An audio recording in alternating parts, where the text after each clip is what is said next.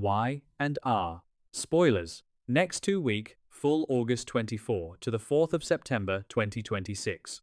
Welcome back to the channel, guys. Today is a beautiful Thursday, and we have so much to unpack from Genoa City. The drama is absolutely overflowing today, so grab a coffee, get comfortable, and let's dive right into all the madness. And, wow, where do we even begin with today's episode of The Young and the Restless? Because honestly, there are just no easy victories in Genoa City right now. None. Every time you think a character is taking a step forward, they take about 3 massive, painful steps back. It's exhausting, but in that really good, soapy way that keeps us all glued to the screen. So let's talk about the absolute mess that is the Newman family right now. Because Victor's feud with Jack is officially out of control, it's always out of control, but right now it's actively hurting Nick, and that's what makes this so frustrating to watch. Victor's petty, decades-long hatred for Jack Abbott is literally depriving Nick of a potential ally in his own recovery, and poor Nikki is just stuck right in the middle of this war that doesn't even really have anything to do with their son. But let's start with the good stuff first, the really emotional stuff. Nikki finally got to hug her son at the rehab center, and you guys, this scene just broke me. It really did. Melody Thomas Scott and Joshua Morrow always bring it when they have these deep, emotional mother-son scenes. Nikki just held him, and you could feel all the terror she's been holding on to for the last few weeks just melting away. She told him how worried she was, and she didn't sugarcoat it. She straight up told him not to come home until he is truly, really well again. And I think that was so important, because usually the Newmans just want to sweep everything under the rug and bring everyone back to the ranch where Victor can control them. But Nikki knows better. She knows addiction. She's lived it. So she knows that Nick being at the ranch right now is the worst possible thing for him. Nick's reaction was so raw, he admitted to her that he needs to prove to himself that he can look her in the eye again. He's carrying so much shame right now, so much guilt, because he's Nick Newman. He's supposed to be the good one, the stable one, and he just fell so incredibly hard. Nikki told him to draw strength from the family's love for him, which is beautiful, but also kind of ironic considering how his family is acting right now. Okay, maybe I'm being too harsh, but you get what I mean. So, while Nick is trying to heal, Nikki is out here doing the heavy lifting, and she makes a massive move. She goes to Jabot to see Jack. Now, this is where the history of this show just shines. Because Jack and Nikki have so much history, they've been lovers, they've been enemies, but most importantly, they understand each other's demons.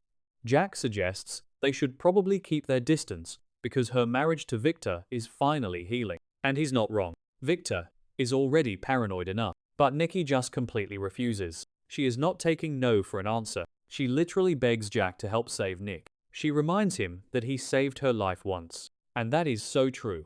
The fans on social media were going crazy over this callback. Because Jack knows addiction. Jack was hooked on pills years ago. He knows exactly what Nick is going through with the fentanyl and the pain meds. Nikki looks Jack in the eye and tells him there is literally no one else on this earth she trusts to help her son get clean. And Jack is just a good guy. He really is. Despite all the corporate warfare and the Chancellor mess, Jack has a good heart. He agrees to help, but he makes a really crucial point. He tells Nikki that it has to be Nick's choice. Jack can't force him. Nikki can't force him. Nick has to want Jack's help. And then, in this perfect little moment of soap timing, Nick actually calls his mum right after that conversation, asking her to come visit. It's like the universe is aligning to give Nick a fighting chance. But of course, because this is The Young and the Restless, we can't have nice things for too long. So Jack decides to take the initiative. He goes to the ranch. What was he thinking? Seriously, what was Jack thinking going to the Newman ranch right now? Victor's reaction was exactly what you would expect, but somehow even worse. Victor opens the door and immediately assumes Jack is there to gloat. Because Billy is currently trying to launch a hostile takeover of Chancellor, Victor thinks Jack is just there to rub his nose in the corporate drama. Because in Victor's mind, everything is about business. Everything is a power play. Jack tries to explain. He insists. He practically pleads with Victor that he just wants to help Nick recover. He's offering an olive branch. He's offering his experience as an addict to help Victor's son. And Victor? Victor just sneers at him. He literally sneers and says that Jack's offer warms his heart. The sarcasm was just dripping off the screen. And then Victor throws him out. He slams the door in Jack's face and forbids him from getting anywhere near his son. I was screaming at my TV, you guys. I really was. because Victor is letting his pride and his hatred for the Abbotts get in the way of his son's survival. Who actually believes this is going to end well? Victor thinks he can just command Nick to be sober. He thinks he can just throw money and security guards at the problem. But addiction doesn't care if you're a Newman. It just doesn't. And Victor, isolating Nick from someone who actually understands the specific hell of pill addiction, is just, it's toxic. It's so toxic. And it just proves that Victor hasn't learned anything from all the times his kids have spiraled out of control. But let's zoom out for a second and talk about some good news, because we desperately need it. Nate Hastings finally caught a break. A few episodes ago, we saw Nate confessing to Lily that he wanted to go back to medicine.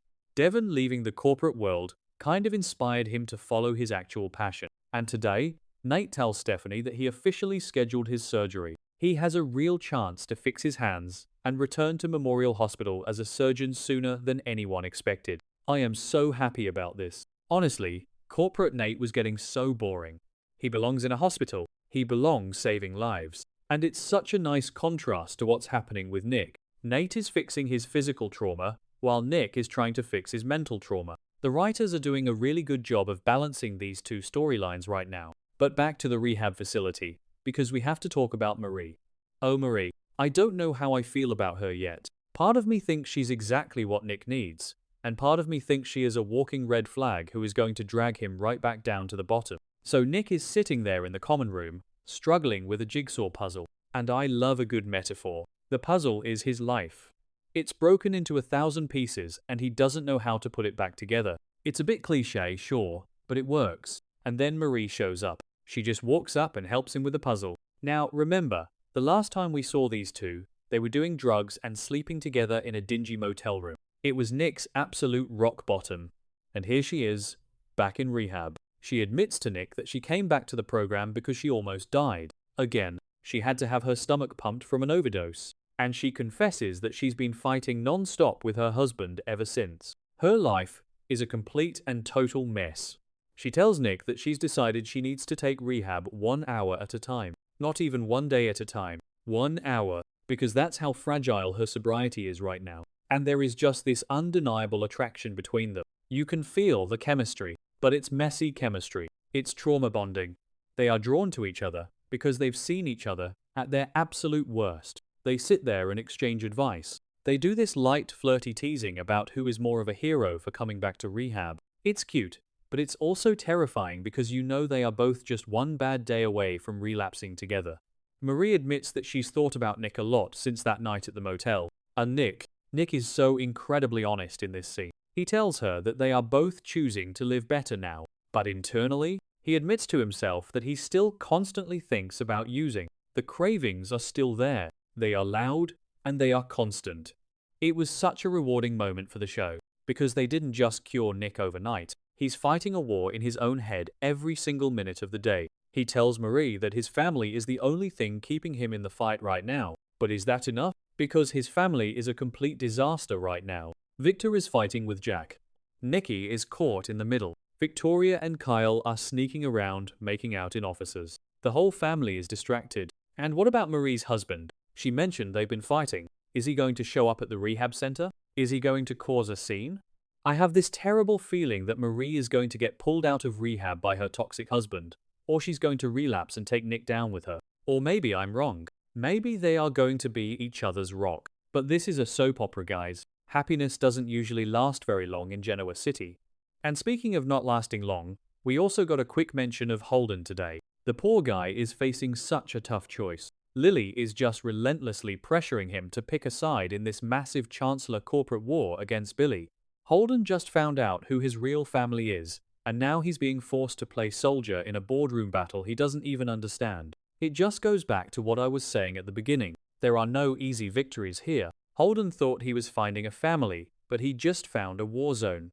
Nick thought he was finding peace in rehab, but he's battling intense cravings and a complicated attraction to a married woman. Jack thought he could help a friend, and he got a door slammed in his face by a raging Victor Newman. It's a lot. The canvas is so heavy right now, but the acting is top tier. Joshua Morrow is giving the performance of his career with this addiction storyline. You can see the exhaustion in his eyes. You can see the physical toll the drugs have taken on him. and I just have to wonder what Victor's next move is. Because Victor never just slams a door and walks away. He's going to retaliate against Jack. He's probably going to hire someone to spy on Nick in rehab. And if Victor finds out about Marie, oh boy. If Victor finds out that Nick is bonding with the woman he did drugs with at a motel, Victor will have her thrown out of that facility so fast, her head will spin. And that might be the exact thing that pushes Nick over the edge. If Victor interferes with Nick's fragile support system, Nick is going to snap. Honestly, I just want Jack to secretly sponsor Nick. I want Jack to sneak into that rehab center, or call Nick on a burner phone, and just be the sponsor that Nick desperately needs. Because Jack knows how to navigate Victor's insanity, and he knows how to navigate addiction, but we'll have to wait and see. The writers are really taking their time with this, letting the emotional beats breathe, and I am here for it. Even when it's clunky, even when Victor makes me want to throw my remote at the television, I am so invested in Nick's recovery. Let me know what you guys think in the comments. Do you trust Marie? Do you think Victor is going to ruin Nick's recovery? And how long until Jack and Victor actually come to blows over this? I'll be back tomorrow with more updates, because you know Genoa City never sleeps. Until then, stay restless, guys.